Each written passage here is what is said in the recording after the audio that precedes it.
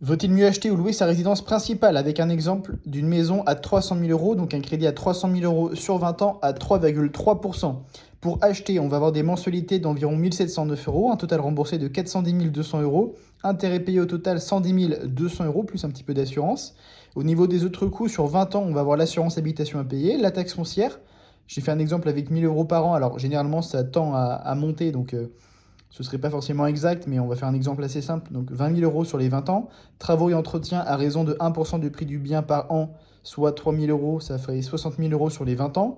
Frais de notaire 8%, 24 000 euros. Donc total des dépenses de 521 400 euros.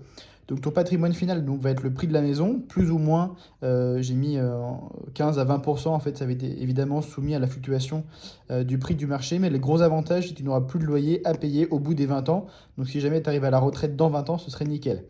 Au niveau de la location, pour le loyer, avec un loyer de départ à 1000 euros et à la fin de 1300 euros, parce que les loyers tendent également à monter, ça fait une moyenne de 1150 euros par mois. Total des loyers sur 20 ans, 276 000 euros de loyer payé. Pour les autres coûts, toujours l'assurance habitation à 7200 euros, 0 euros de taxe foncière, travaux et entretien vont être à peu près à 1000 euros, ça va être les ampoules, les trous dans les murs, la peinture, etc.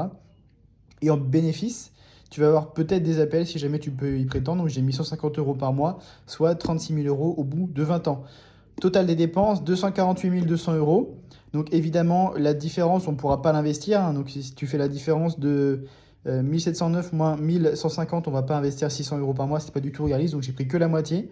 300 euros par mois à 4% net par an, tu auras 109 000 euros au bout des 20 ans sur une assurance vie ou autre chose, peu importe. Mais le désavantage, c'est que tu auras encore des loyers à payer à la retraite. Donc tu vois ici avec cet exemple que c'est bien plus bénéfique pour toi d'acheter ta résidence principale plutôt que de la louer. Allez, abonne-toi.